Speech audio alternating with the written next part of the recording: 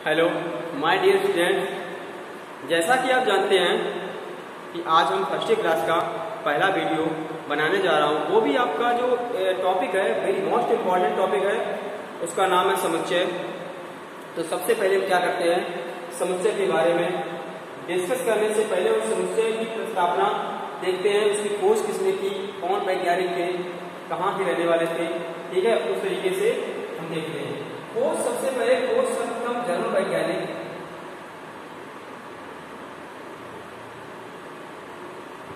एक जर्मन वैज्ञानिक थे और क्या कर रहे थे उस टाइम पे, वो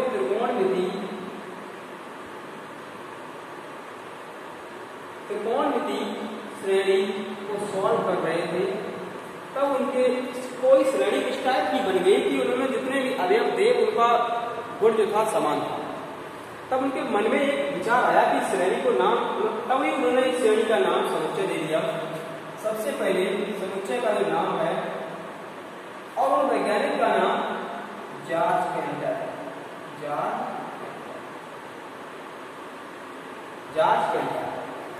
कैंटर ने सबसे पहले समुच्चय का नाम दिया और परिभाषा उन्होंने ये बताई कि उन्होंने जो समुच्चय का एक संग्रह होता, अवयवों का संग्रह होता, उनमें सभी अवयवों में एक समान गुण, उनके सभी अवयवों के जो गुण होते हैं वो समान होते हैं, समुच्चय कहलाते हैं। तो समुच्चय की जो डेफिनेशन होती है, समुच्चय का दूसरा नाम होता है कुलक, और इसे इंग्लिश में बोलते हैं। तो समुच्चय की परिभाषा है सभी वस्तुओं की सुपरिभाषित, सभी वस्तुओं का सुपरिभाषित संग्रह समुच्चय कहलाता है। तो यहां पे लिखेंगे सभी वस्तुओं का सुपरिभाषित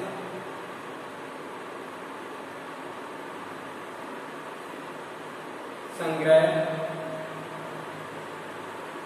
समुच्चय कहलाता है। सभी वस्तुओं का सुपरिभाषित संग्रह समुच्चय कहलाता है या कुलक कहलाता है। दूसरे शब्दों में समुच्चय की परिभाषा, समुच्चय उन वस्तुओं के संग्रह को कहते हैं जिनमें सभी वस्तुएं समान गुणधर्म रखती हों। ठीक है, समुच्चय को हम प्रदर्शित करते हैं कैपिटल लेटर के अक्षरों से जेड तक। इन सभी को हम समुच्चय से प्रदर्शित करते हैं। उनके जो अवयव होते हैं उन्हें हम स्मॉल लेटर्स से रिप्रेजेंट करते हैं, उन्हें स्मॉल लेटर से रिप्रेजेंट करते, प्रदर्शित करते हैं और समुच्चय को बड़े अक्षर से प्रदर्शित करते हैं। ठीक है, उसके बाद में यहां पर देखते हैं क्या समुच्चय, अगर हम कोई समुच्चय ए मान लें और कोई समुच्चय बी मान लें, इसमें हमने एलिमेंट्स ले लिए, अवयव ले लिए, मैंने ए बी सी 4, इसमें से मैंने अवयव ले लिए 1 2 3 4 5 और मैंने ये कह दिया ए बिलोंग्स कैपिटल और 2 बिलोंग्स कैपिटल। ये जो साइन होता है वो बिलोंग्स टू का होता है, बिलोंग्स टू, और ये साइन होता है डज नॉट बिलोंग्स टू। ये बिलोंग्स टू, ये डज नॉट बिलोंग्स टू। इसका मतलब ये होता है कि ए बिलोंग्स ए में है, मतलब ए जो है, स्मॉल जो ए है वो कैपिटल जो ए है, जो ये अवयव ए जो है, इस अवयव का समुच्चय, वो अवयव इस समुच्चय का ये अवयव है।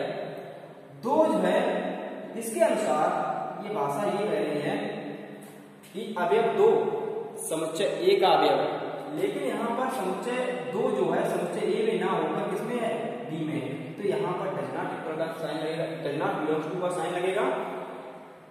जो 2 अवयव ए में ना होकर ये किसमें है, बी में है, तो यहाँ पर 2 बिलोंग्स टू बी लिखेंगे और यहाँ पर 2 बिलोंग्स टू ए नहीं लिख सकते हैं, क्योंकि इस भाषा के अनुसार ये कह रहा है कि 2 अवयव 2 ए में बिलोंग कर रहा है, ए में है लेकिन ए में नहीं है। तो इस तरीके से हम क्या इसे समझ लेंगे। ठीक है, बिलोंग्स टू का ये साइन होता है, क्या करता है बिलोंग्स टू, इस तरीके से नाम पढ़ते हैं, तो ये दिया गया है। इस तरीके से हम देखते हैं नेक्स्ट समुच्चय का निरूपण। समुच्चय का निर्माण किस तरीके से हुआ उसका निरूपण, समुच्चय का निर्माण किन किन विधियों से होता है वो भी देखते हैं।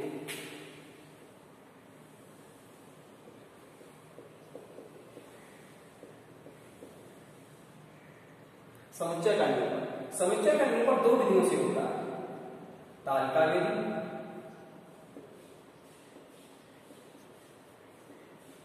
नंबर 2 सूची विधि, तालिका विधि और नंबर 2 गुण विधि। दो विधियां हैं इसकी, तालिका विधि और गुण। इनके और अन्य नाम हैं सूची विधि और एक और नाम है इसका रोस्टर। इसका भी नाम क्या है, समुच्चय निर्माण।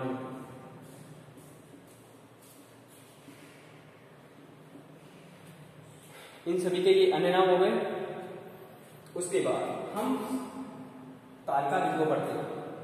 इस विधि में अवयवों को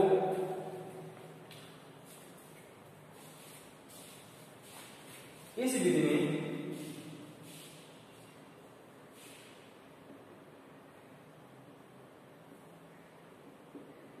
अवयवों को मंझले कोष्ठक में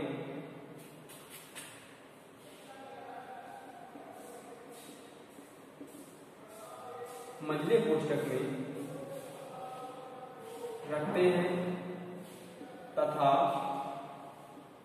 दो अवयवों के बीच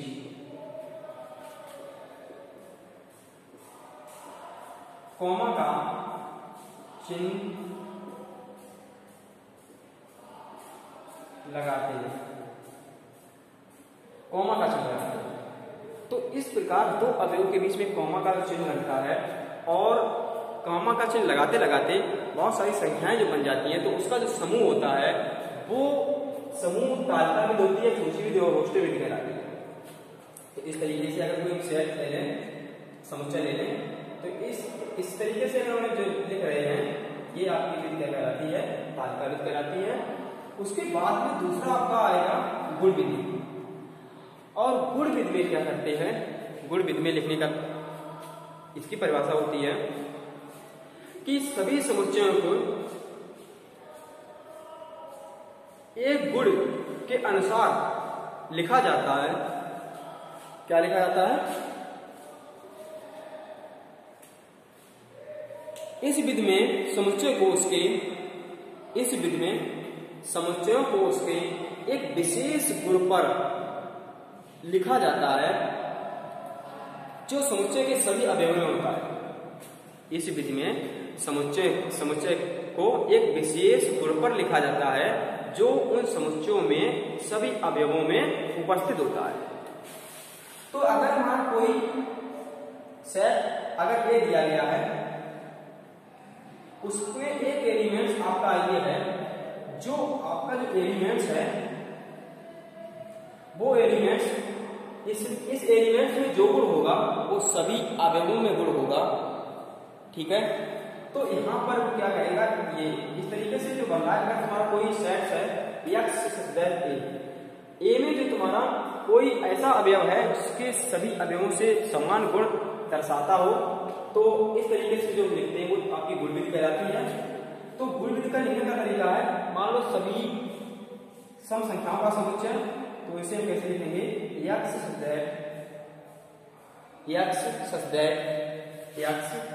एक सम संख्या। इस तरीके से हम लिखते हैं। वैसे अगर हम तालिका में लिखेंगे तो 2, 4, 6, 8, 10 ऐसे लिखते चले जाएंगे, बहुत सारी संख्याएं होंगी। लेकिन ये भी आपकी सुटेबल इस जगह पे बैठेगी जहां पर अपरिमित, जहां पर सभी अवयव को काउंट करना निश्चित ना हो, वहां पर हम गुण विधि का सहारा लेते हैं। जैसे सम संख्याओं का समुच्चय, विषम संख्याओं का समुच्चय, बहुत सारी संख्याओं में लिखना संभव नहीं होता है, तो इस तरीके से अगर जब लिखते हैं तो गुणविधि में, तो बहुत अच्छी तरीके से लिख जाता है। ठीक है, इसके साथ साथ हम आपको संख्याओं के कुछ महत्वपूर्ण समुच्चय बताते हैं, वो आप लोग क्या करेंगे, लर्न कर लेंगे। वो आप लोगों के लिए मोस्ट इंपॉर्टेंट समुच्चय होंगे। सबसे पहले आप लोग बहुत सारी संख्याएं पढ़ चुके हो, वो हम यहाँ पर एक बार और डिस्कस करते हैं। 10th क्लास में भी आप लोगों ने पढ़ा था संख्याओं के महत्वपूर्ण समुच्चय, संख्याओं के महत्वपूर्ण समुच्चय। सबसे पहले हम लिखते हैं प्राकृतिक संख्या।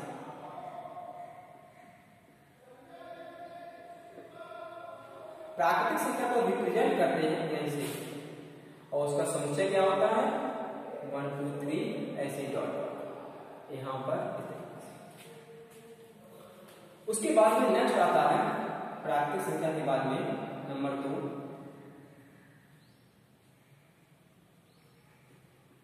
पूर्ण संख्या। पूर्ण संख्याओं का समुच्चय, प्राकृतिक संख्याओं का समुच्चय। ठीक है, यहाँ पे पूर्ण संख्या को हम लिखते हैं होल नंबर, W से रिप्रेजेंट करते हैं इसे, और इसका समुच्चय जो बन जाता है 0 से स्टार्ट होता है 1 2 3 ऐसे डॉट डॉट। इसके बाद में थर्ड आता है आपका पूर्णांकों का समुच्चय।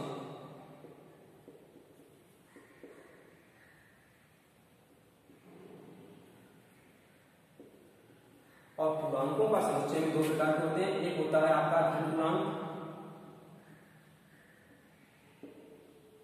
एक होता है आपका ऋण पूर्णांक। तो धन पूर्णांक को I पॉजिटिव दिखाते हैं, इसे I नेगेटिव। तो I पॉजिटिव में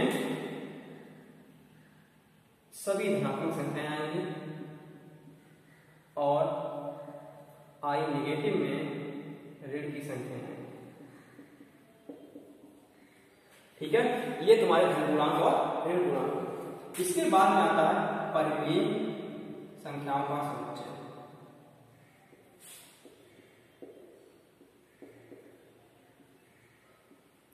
परिमेय संख्याओं का समुच्चय। तो परिमेय संख्याओं का समुच्चय उसे डिनोट करते हैं Q से, और उसकी जो संख्याओं का समुच्चय इस तरीके से बनता है X such that P upon Q, जहां P, Q वास्तविक संख्याएं हैं और Q यहाँ पे डज नॉट इक्वल टू 0 होता है। तो ये जो समुच्चय है वो वास्तविक परिमेय संख्याओं का समुच्चय कहलाता है। पांचवा आपका आएगा वास्तविक संख्याओं का समुच्चय।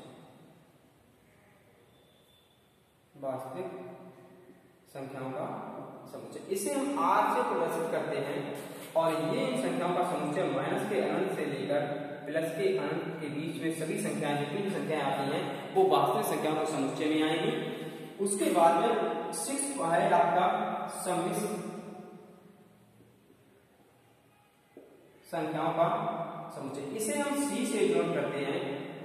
ये आपका आता है X square A plus IB के रूप में होगा, जहां A और B वास्तविक संख्याएं होंगी और I जो होती है वो काल्पनिक संख्या होती है।